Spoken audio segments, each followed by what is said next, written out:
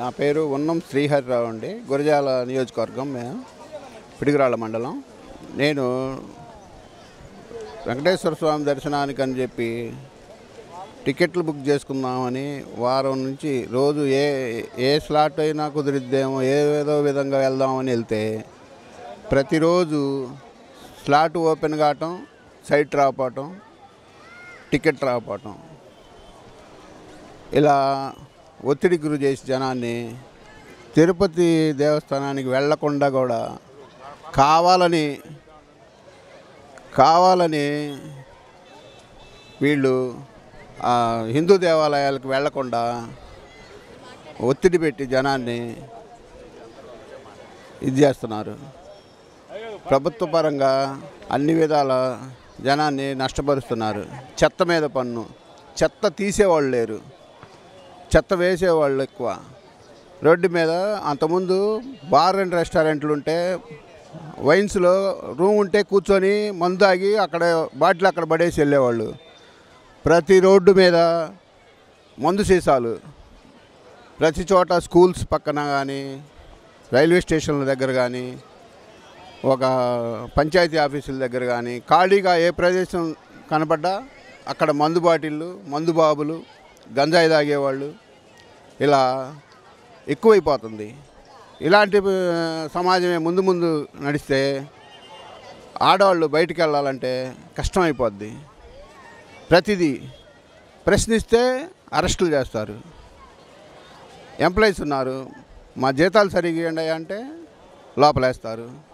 మొన్న మీటింగ్లో ఒక పెద్ద ఆయన నలుగురు చెప్తున్నారు, పెన్షన్ గురించి అడిగితే క్వశ్చన్ చేస్తే సాయంత్రానికి పోలీసులు ఇంటికి వస్తారు, మా బాధలు ఎవరు చెప్పుకోవాలి అని చెప్తున్నారు. వాళ్ళకి చేయూతని ఇవ్వాల్సింది పోయి కష్టపడేవాళ్ళు కదా, జీవితకాలం కష్టపడుతున్నారు. రైతులు ఉన్నారు, పురుగు మందులు, విత్తనాలు ఇవన్నీ కల్తీ వస్తున్నాయి బాగా, అవి అరికట్టరు. రోడ్లు లేవు. ఒక రోడ్డు గుంతలు పుడుచుకుంటా 5 సంవత్సరాలు గడిపారు. 2 నెలలు ఉందనంగా ఎలక్షన్ వచ్చినప్పుడు హడావుడిగా రోడ్లు వేస్తారు.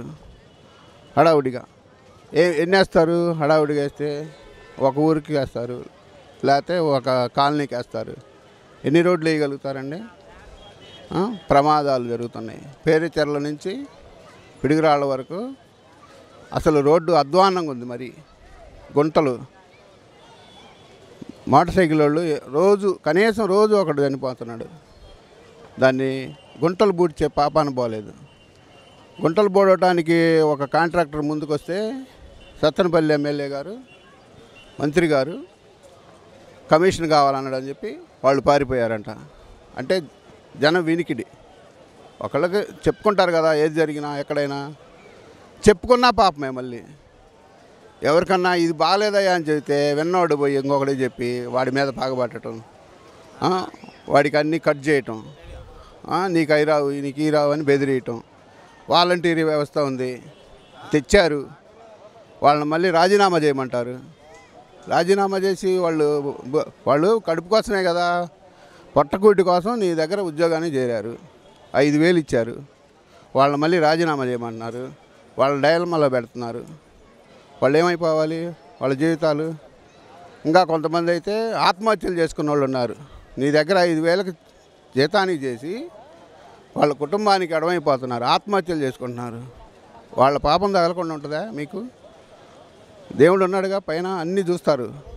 నీకు జనానికి కనపడకపోవచ్చు, పైన దైవం ఉంది, గమనిస్తూ ఉంటుంది.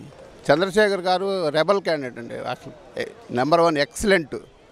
ఆయన రావటం గుంటూరు జిల్లాకి మంచి ప్రాధాన్యత ఉంది. ఇప్పుడు అందరూ ఆదరిస్తారండి ఆయన్ని. ఆయన ఉన్నది రూపాయితో సహా ఆస్తులు కూడా ప్రకటించారు. ఇలా ప్రకటించిన వాళ్ళు ఇంతవరకు లేదు ఆంధ్రప్రదేశ్లో. చెప్పారు నాకు ఎంత ఉందని చెప్పి, అలా చెప్పరు. అన్నీ దాచి ఏయో 1, 2 చూపిస్తారు. ఆయన నిజాయితీగా ముందుకొచ్చాడు. అలాంటి వారిని గెలిపించి ముందు అలాంటి వారితోటి సేవలు చేయించుకొని జనం బాగుపడాలని కోరుకుంటున్నాం.